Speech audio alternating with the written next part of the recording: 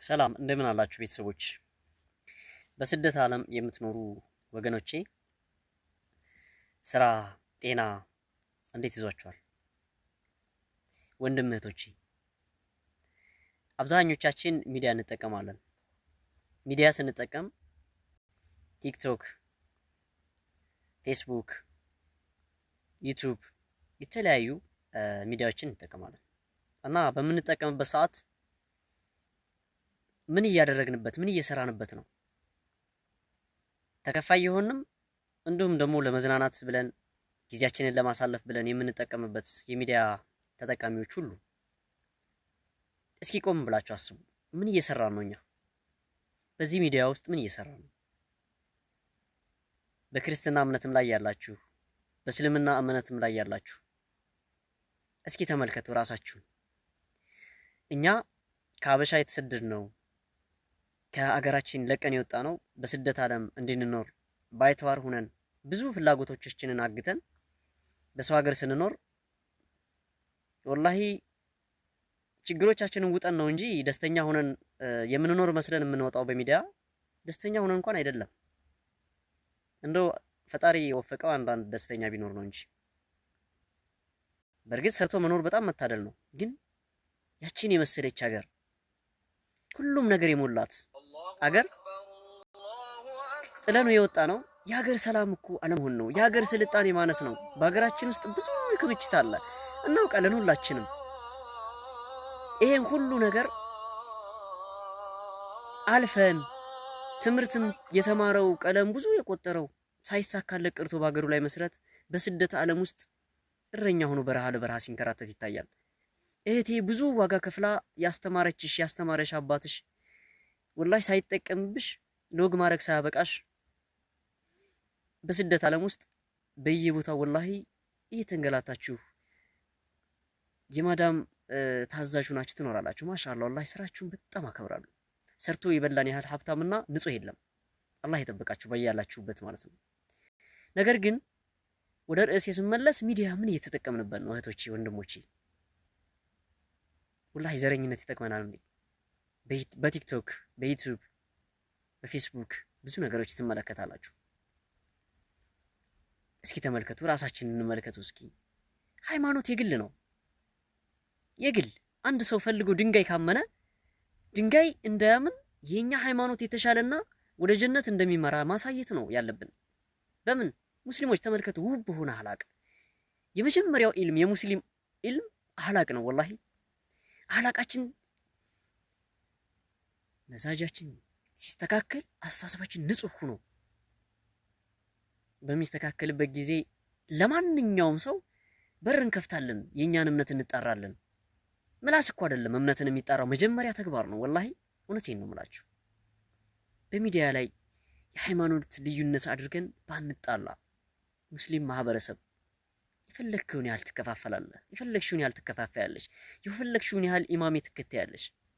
ረሱል ሰለላሁ ዐለይሂ ወሰለም የመጀመሪያው ተግባራቸውና ትልቁ ስራቸው ውብ የሆነ ስነ ምግባር ውብ የሆነ አህላቅ ነበር። ወላሂ ለማንኛውም በኒ አደም ውብ የሆነ ስነ ምግባር ነበራቸው።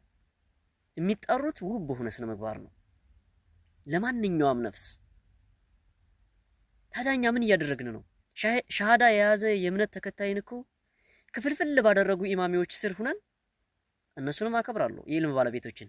ስለነሱ ጠያቂው አላህ በምድር ላይ ያሉ ጥያቄ ስለሚያመጣና ምላሽ ስለሚሰጥበት ግድ የለኝም። ግን እኛ ጋር ነው ወሬው።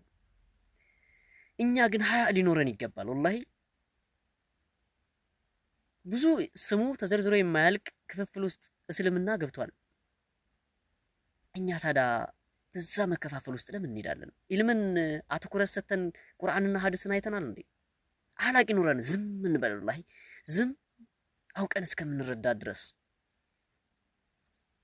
በኦርቶዶክስ እምነት ተከታይ ላይ ያላችሁ እምነታችሁን አከብራለሁኝ። የእናንተ እምነት ከእናንተ ጋር ይሄዳል። የኛ እምነት የሙስሊሞች እምነት ደግሞ ከኛ ጋር ይሄዳል።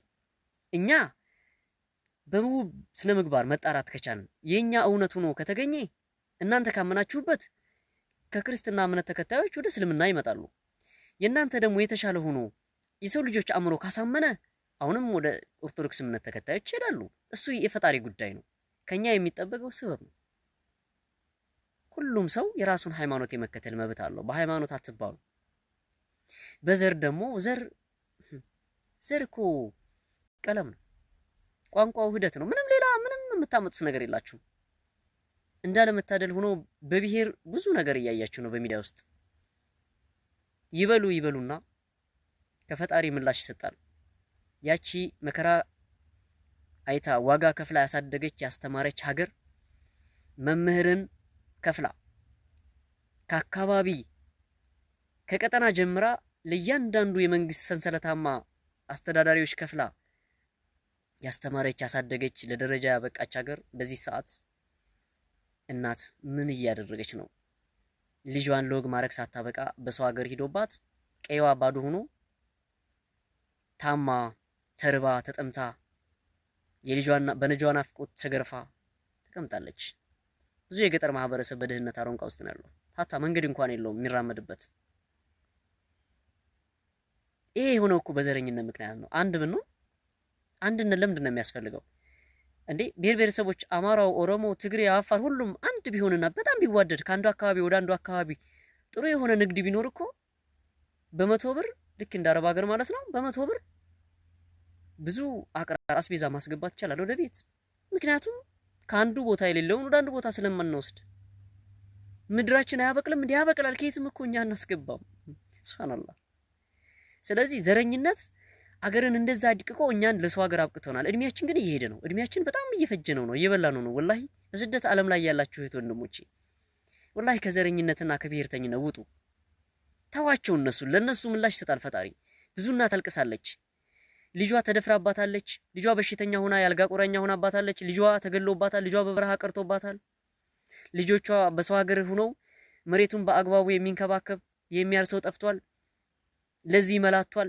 ሸህዬ ከተማ ለከተማ ይሄዳል። በገጠር ማህበረሰብ መፍትሄ ጠፋና ኢልምንም ይዘራ በአግባቡ የገጠሩ ማህበረሰብ የሚያማክል ፍትህ ጠፋና ጠንቋይ ቤት ይሄዳሉ። ማህበረሰቦቻችን በእስልምና በክርስትና ላይ ያሉት ለሸይጣን ተገዢ የሆኑብን ነው።